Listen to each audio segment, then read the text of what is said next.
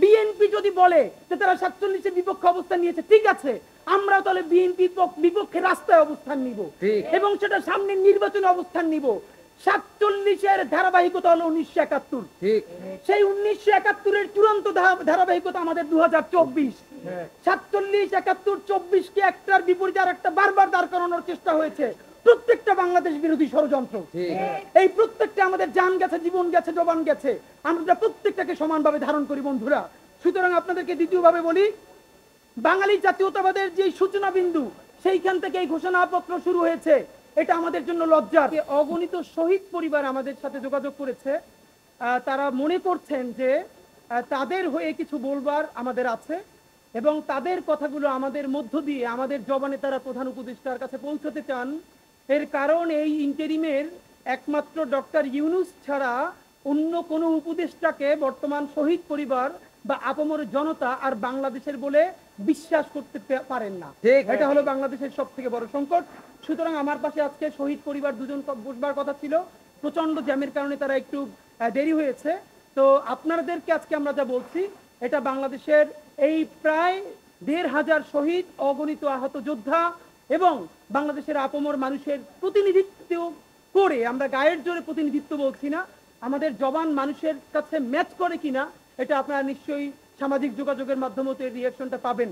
তা আপনাদেরকে একটু শুধু ঘোষণাপত্র নিয়ে আমরা অনেক বড় ফিডব্যাক দিব না। সবার আগে আপনারা বলি, আপনারা জানেন কোনো অরাজনৈতিক পাটাতন থেকে এই ঘোষণাপত্র ৩৬ জুলাইয়ের মধ্যে হতেই হবে। এই জন্য আমরা একটা ছোট প্রেসার গ্রুপ হিসেবে আমাদের তরফে এমন কিছু নাই যা আমরা করি নাই, এবং আমরা তবু এই সরকারকে ধন্যবাদ জানাই যে আমরা যখন চূড়ান্ত আলটিমেটাম দিয়েছি, এই আলটিমেটাম তো আর আমাদের একার আলটিমেটাম না, সারা বাংলাদেশের 18 কোটি মানুষের কথা ছিল এবং সেটাকে তারা সম্মান করে যে কোনোভাবেই হোক তারা একটা ঘোষণাপত্র দিয়েছেন। এই ঘোষণাপত্রের ঐতিহাসিক যে জায়গা, তারা সংসদ ভবনের সামনে দাঁড়িয়ে দিয়েছেন, বৃষ্টির মধ্যে হাজার হাজার মানুষ সেখানে উপস্থিত হয়েছে। অসাধারণ রাজনৈতিক সমঝোতা হয়ে বাংলাদেশের ফ্যাসিবাদ বিরোধী লড়াইয়ে সকল রাজনৈতিক দলের নেতৃবৃন্দ সেখানে তার পাশে ছিলেন, শহীদ পরিবার ছিলেন। এই উদ্যোগটার জন্য আমরা তাদেরকে ধন্যবাদ জানাতে চাই। কিন্তু এরপরে যেটা আমাদের অত্যন্ত কনসার্নের ব্যাপার, আপনারা জানেন এই ঘোষণাপত্রের জবান কিভাবে হবে, এই ঘোষণাপত্রে মানুষের শরিকানা কেমনে নিশ্চিত হবে, এইটা জানবার জন্য 3 তারিখ, অগস্টের 3 তারিখ আমরা সরকারের দুজন উপদেষ্টার সাথে জুলাইয়ের বিভিন্ন স্টেক হোল্ডাররা বসেছিলাম একটি সরকারি মিটিংয়ে।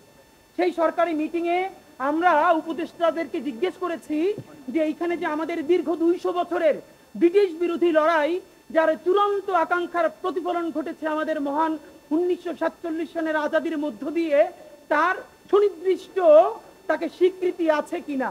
আমাদেরকে উপদেষ্টারা বলেছেন যে হ্যাঁ, ব্রিটিশ বিরোধী লড়াই থেকে শুরু করে সমস্ত সিগনিফিকেন্ট ইস্যুর স্বীকৃতি আছে এবং তারা আমাদেরকে নিশ্চিত করেছেন। আমরা হতাশ হয়েছি, আমরা বলতে চাই না, বলতে খারাপ লাগে যে উপদেষ্টারা আমাদের সাথে মিথ্যা বলেছেন।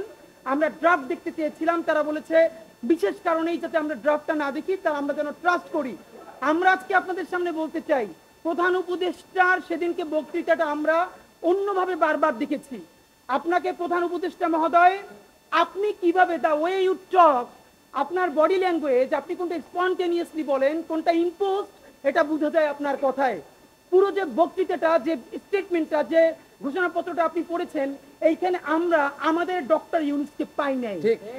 আপনাকে মনে হয়েছে যে রাজনৈতিক দলগুলো সবাই মিলে লিখে দিয়ে আপনাকে দিয়ে পড়িয়ে নিয়েছে, কারণ আপনার যে স্পন্টেনিয়াস রিডিং, আপনি যেভাবে কথা বলেন, যেই আর্টিফিশিয়াল কোনো আর্টিকুলেশন ছাড়া কথা বলেন, আমরা সেটা পাই নাই।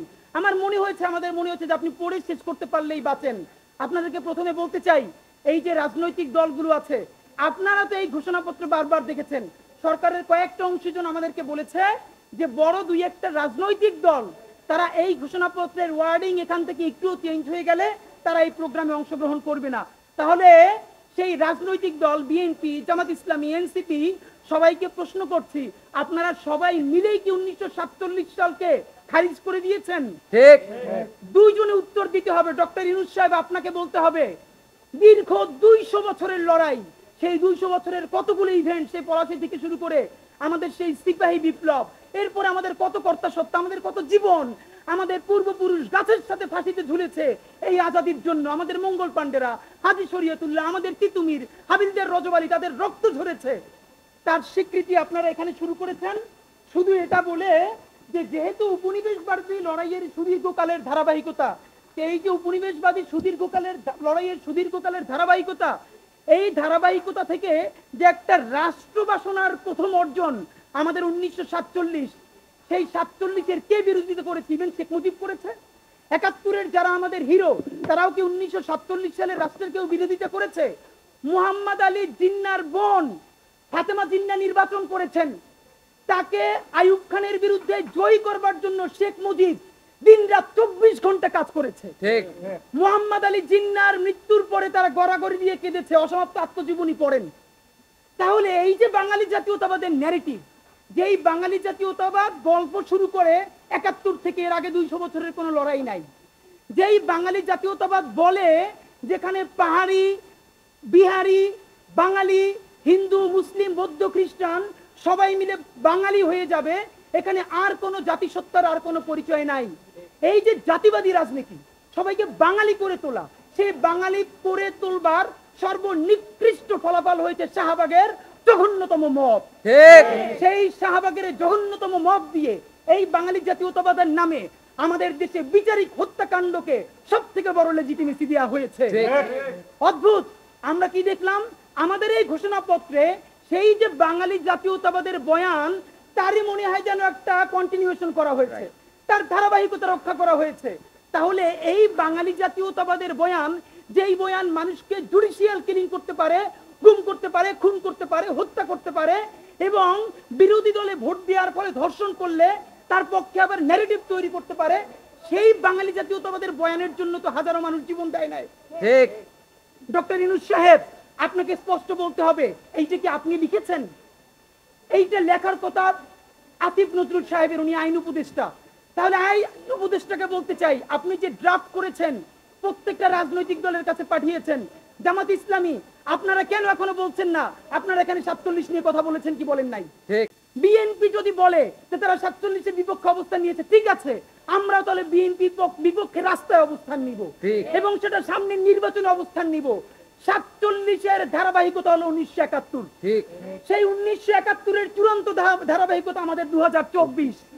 47, 71, 24-কে একটার বিপরীতে আর একটা বারবার দাঁড় করানোর চেষ্টা হয়েছে। প্রত্যেকটা বাংলাদেশ বিরোধী ষড়যন্ত্র। এই প্রত্যেকটা আমাদের জান গেছে, জীবন গেছে, জবান গেছে, আমরা প্রত্যেকটাকে সমানভাবে ধারণ করি বন্ধুরা। সুতরাং আপনাদেরকে দ্বিতীয়ভাবে বলি, বাঙালি জাতীয়তাবাদের যে সূচনা বিন্দু, সেইখান থেকে এই ঘোষণাপত্র শুরু হয়েছে, এটা আমাদের জন্য লজ্জার। দ্বিতীয় কথা, 1975 সালে যে 7ই নভেম্বর ঐতিহাসিক সিপাহী জনতার যে বিপ্লব, এটা এখানে উল্লেখ আছে, অসাধারণ, আমরা এটাকে অ্যাপ্রিসিয়েট করি।